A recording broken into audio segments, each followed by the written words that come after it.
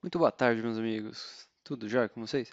Bom, a ideia de hoje é mostrar como funciona a CAN para algumas plataformas diferentes. Então, eu já montei um treinamento específico para a linha do F0, mas hoje eu vou mostrar como ela funciona e quais são os pontos diferenciais dela para o F2 e para o F7, que são dois outros micros. Um é um Cortex M3, o outro é um Cortex M7. E o kit que eu vou usar hoje é a núcleo de 144 pinos, que para quem nunca viu, aqui tem uma fotinho dela. Eu acabei optando essa núcleo porque é muito difícil achar kits do F2 e do F7 acessíveis que não sejam assim. E como foi mencionado no próprio treinamento de CAN, depois eu vou deixar o link na descrição para quem quiser baixar o PowerPoint. E eu acabei usando um transceiver externo para poder estabelecer a minha rede funcionando. Um ponto bastante interessante quando a gente for alocar os pinos é que na núcleo, tanto para o F7 quanto para o F2, os pinos da CAN que estão disponíveis para a gente usar são os pinos PD0 e PD1. Então, já deixei ele até filtrado aqui, ele está no CN9. A gente consegue ver que ele está aqui e está no CN9, assim como o PD1 está logo aqui embaixo, no mesmo conector. Então, vou fazer uso desses dois carinhas nos dois kits. Então, o primeiro passo que a gente pode fazer é começar um projeto do zero usando o Cube e escolher a parte da núcleo de 144 pinos, começando pelo DF2. Logo de cara, alguns pinos vão estar a mais e eles vão acabar gerando um código adicional que a gente idealmente não quer. Então, o que eu fiz nesse meu projeto foi tirar a parte de Ethernet, tirar a parte de USB, que já vinha montada por padrão, para ter um aspecto um pouco mais clean. Claro que os pinos ainda estão aqui, ele lembra onde esses pinos da USB estavam, mas eu desconfigurei os periféricos para eles não atrapalharem na parte de configuração. Então, aqui dá para ver que a tab de configuração ficou bem mais enxuta. Não tenho Ethernet, não tenho USB, não tenho outras atividades para me preocupar. E eu efetivamente uso esses dois periféricos, né? A serial em 115.200, 8N1, especificamente para poder transmitir qual é a faixa da minha máscara de filtro. Isso tem bastante detalhe dentro da apresentação. E a parte do CAM, onde o primeiro ponto que eu gostaria de setar é qual é o baud rate. Então, se a gente olhar esses números, eles podem parecer um pouco misteriosos, né? Mas a conta, na verdade, é bastante simples. O baud rate é dado por 1 dividido pela somatória desse cara, vezes ele mais esse, vezes ele mais esse. Então, nada mais fácil do que colocar isso numa planilhazinha em Excel, onde o único parâmetro que a gente quer efetivamente saber é o baud rate, e aqui eu posso colocar os valores em questão. Então, se eu colocasse o 5333, 8 e 6, a gente vê que eu vou ter um baud rate de 125 kbps por segundo, que é a frequência que eu estou utilizando aqui. Tá. Feito isso, um outro ponto que é bastante importante é habilitar a interrupção que eu quero, seja para FIFO 1, para FIFO 0 ou para o TX. No caso desse meu primeiro exemplo, vai ser bem simples, eu não vou usar nem máscara, eu vou só deixar habilitada a interrupção de recepção do RG, da FIFO 0, perdão. Uma vez que eu der um Project Generate, eu estou usando o True Studio. Para quem não conhece, é uma excelente ferramenta gratuita que a ST libera usando o GCC Compiler. Eu tenho aqui meu projetinho do F2CAN. Então, se eu vier no main, que é basicamente o único ponto que eu tenho que fazer as edições de código, eu deixei exatamente igual o meu projeto que está com o link na descrição junto com o treinamento em PowerPoint. A única diferença primordial é que na serial, na configuração da serial para transmitir alguns parâmetros, a gente não tem um registrador chamado RDR, diferente do F0. Aqui a gente só tem o registrador RD, que é perdão, DR, que é onde a gente vai ter o data register da serial. Então é bem simples, bem trivial a mudança para passar do F0 para o F2. A CAN, o periférico de CAN tem as mesmas funções na API do HAL driver criada. Então, só para dar um briefing, eu deixei alguns defines no código, onde eu posso escolher qual vai ser o nó que eu vou utilizar na rede. A minha demo funciona a princípio com 3 elementos conectados. Se eu vou usar algum filtro de CAN, algum identificador ou filtro por máscara, qual é o tamanho do meu pacote de identificação, se eles vão ser em 11 ou 29 bits.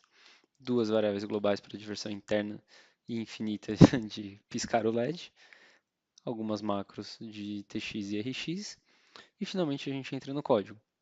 Até esse ponto aqui, o Cube já tinha gerado, eu criei uma variável minha para configurar o filtro e fiz essa alocação para a estrutura de transmissões e recepções, sendo que aqui é para TX, aqui é FIFO 0, aqui é FIFO 1.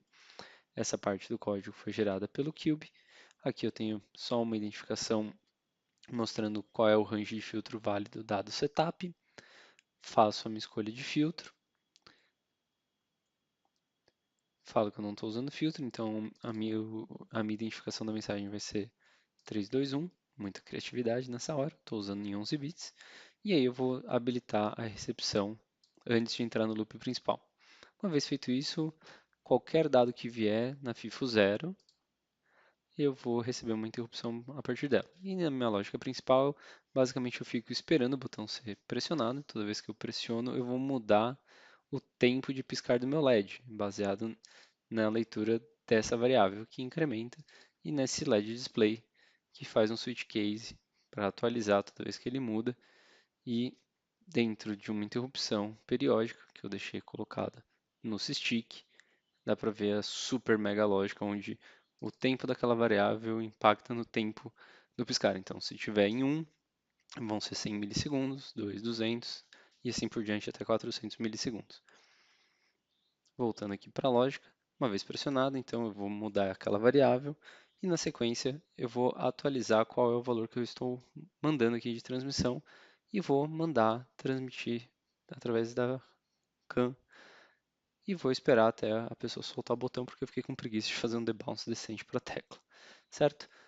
E aí, eventualmente, né, quando tiver um dado recebido e for da FIFO 0, então aqui eu estou basicamente verificando qual é a FIFO que entrou, para o F0 e para o F2, o gerenciamento das duas FIFOs culmina no mesmo vetor de interrupção, então eu tenho que olhar qual é a FIFO que está acontecendo.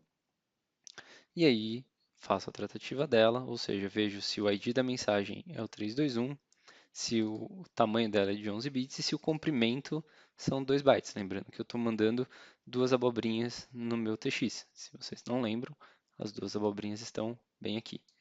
Esse AD foi porque eu quis colocar também. Podia ser qualquer outra mensagem, o tamanho do pacote também poderia variar até 8 bytes, tranquilamente.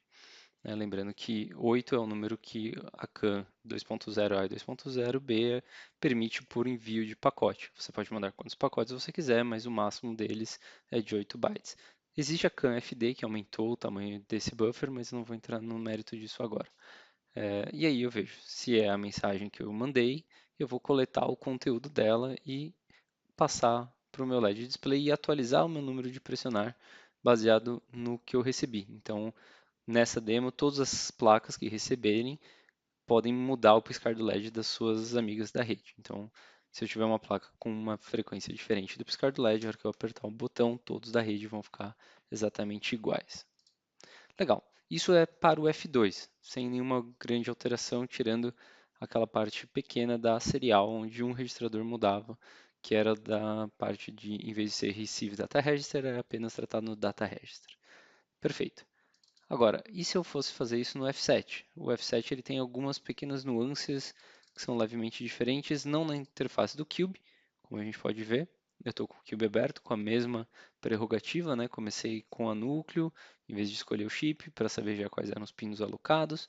Deixei a CAN1 no PD0 e PD1. E entrando na parte de configuração, a primeira coisa que a gente vai observar é que a serial ela é igual à do M0 nesse caso, então eu estou desabilitando o overrun aqui para caso perca algum pacote, isso não gerar problema no meu software que eu não estou tratando. E na CAN1 a gente vê que existe um tempo de bit diferente do meu exemplo do F2, que é diferente também do F0, que é natural, já que o barramento que alimenta o clock da CAN vai ser diferente para cada um dos micros. Então, se eu atualizar esse aqui para 333 e os valores que eu já deixei previamente estabelecido ali, a gente confirma que eu estou também em 125 kHz, 125K de baud rate, desculpa. E novamente aqui ó, a gente pode ver que eu estou ativando a FIFO 0 como recepção apenas. Gerando código também para o TrueStudio. eu posso vir aqui no meu projetinho do F7, entrar na parte do main, e eu coloquei alguns pontos onde a gente vai conseguir ver a diferenciação. Logo de cara, eu tenho uma estrutura um pouco diferente. Então, ao longo desse código, que também o link está na descrição do vídeo para você baixar esse arquivo atualizado, eu estou usando a estrutura de TX-RX de header, ou seja, aquele cabeçalho, né? Qual é o identificador da mensagem, qual é o tamanho da mensagem e qual é o número real do ID, se é 11 ou 29 bits. E eu criei 3 buffers, também de 8 bytes, para poder fazer as minhas transmissões. E o meu TX Mailbox para poder mandar as transmissões. Um pouco diferente do que é para o F0 e para o F2. E aí aqui começam os pontos onde o HAL tem uma certa diferença, porque não mais eu vou usar a estrutura de configuração de filtro, ela mudou de nome, ela ficou apenas como filter type def, em vez de filter config type def, é uma mudança sutil, mas quando você tenta portar o código diretamente ele vai dar uma série de erros, mas eu mantive o mesmo nome para facilitar a migração. Então, eu não mais vou usar também essa parte da estrutura do txMessage, rxMessage, rxMessage1 para fazer as escolhas, já que agora essa estrutura da CAN1 não tem mais esses elementos dentro dela. Então, eu sou obrigado a usar as novas funções do HAL Driver e eu vou entrar no mérito de como elas funcionam já já. Então, descendo aqui no código, nada mudou em grande escala, né? Eu só fiz algumas pequenas adaptações. Do filter number vira filter bank, do bank number vira slave start filter bank. São basicamente essas duas alterações de nomenclatura, mas eles fazem fisicamente a mesma coisa para a parte do filtro e da FIFO da CAM. E aqui entra a parte que muda um pouquinho, porque em vez de usar dentro da mesma estrutura, agora existe uma segunda estrutura que eu estou preenchendo com os mesmos conteúdos. Note que nada mudou em termos de conteúdo, eu só estou passando a parte do TX header, que é uma estrutura diferente. Agora eu tenho um type def só para TX e um type def só para RX, que antigamente ficava incluído dentro da CAN. E aí eu vou fazer esse seccionamento do código em alguns pontos, até chegar finalmente também na parte do tamanho do dado que eu quero enviar, que são 2 bytes. E aqui é onde mora uma diferença bastante grande. Então, no F7 eu sou obrigado a dar um Halcan Start, coisa que não existia na biblioteca para F0 e para F2. Então, se eu não fizer essa inicialização, a CAN não vai funcionar, ela não vai partir. E em vez de fazer uma função chamada CANReceiveT, tem agora a parte de ativar as notificações, porque a ideia da CAN para o F7 ela ficou um pouco mais similar com o conceito de Publish and Subscribe, que é bem popular através do MQTT, que ela fez agora com essa parte de ativar a notificação. E aí a pergunta é bastante simples, ativar a notificação de qual hardware? Da CAN 1, lembrando que o F7 tem duas CANs, e qual é a interrupção ou qual é o formato de notificação que eu quero receber. Então aqui eu estou ativando a interrupção para a recepção da FIFO 0 quando tiver uma mensagem pendente, ou seja, quando tiver uma mensagem que eu ainda não tratei. Eu poderia especificar uma interrupção quando tivesse todo o meu pacote colocado completo. Então ele usaria o tamanho do DLC para só gerar aquela interrupção quando o DLC estivesse totalmente preenchido. Como para o exemplo base do treinamento eu não tinha usado nessa mecânica da interrupção, eu preferi manter do mesmo modelo. Tá? Ou seja, quando eu tenho uma mensagem pendente, eu vou gerar uma interrupção e vou lá tratar. No loop principal, praticamente nada muda em termos de lógica, é só a parte da transmissão que também muda um pouquinho. Então, eu continuo tendo as minhas duas abobrinhas sendo passadas para o meu vetorzinho de transmissão, só que olha que diferente. Em vez de usar o how can transmit, agora eu tenho o how can add text message. E aí eu vou falar que esse é o meu cabeçalho, essa é a minha mensagem e ela vai para essa mailbox. Né? O F7 ele tem duas mailboxes, então eu posso gerenciar buffers distintos de saída. Isso dá mais fluidez caso eu queira usar as duas cans simultaneamente, coisa que não era possível no M0 ou no M3 da família F2. Por isso que tem essa diferenciação nas chamadas da função. E aí, uma vez gerada a interrupção, eu tenho uma chamada, um callback se for da FIFO 0, e eu tenho um análogo se for da FIFO 1, só para a gente saber, a pequena diferença está aqui, ó, 0 e 1. E o que eu tenho que fazer agora é dar um get message e falar para onde eu quero receber. Então, quem é o meu cabeçalho e quem é o meu conteúdo e de qual FIFA eu estou lendo. Então, faço a coleta, gero a interrupção, faço a coleta do que veio. E aí, da mesma forma que eu fazia antigamente, só que em vez de usar a estrutura dessa estrutura do CAN handler typedef, o que eu vou fazer é olhar já direto o meu vetor, que é um vetor global, inclusive eu poderia olhar ele não necessariamente dentro da interrupção, eu poderia olhar ele em qualquer lugar. E aí eu faço exatamente a mesma coisa. Lembrando que uma vez que eu estou dentro da interrupção, por padrão, a parte do Cube vai desligar a interrupção, porque ele não sabe quantas vezes você queria receber um dado. Então eu deixo sempre no final da minha interrupção de gerenciamento da FIFO a ativação para receber um próximo pacote na FIFO aqui. Bom, basicamente esses eram os pontos de diferença para rodar no M0, no M2, no M3 ou no M7. Espero que isso ajude bastante na implementação do projeto de vocês e para entender a diferenciação das funções. Um abraço, até mais.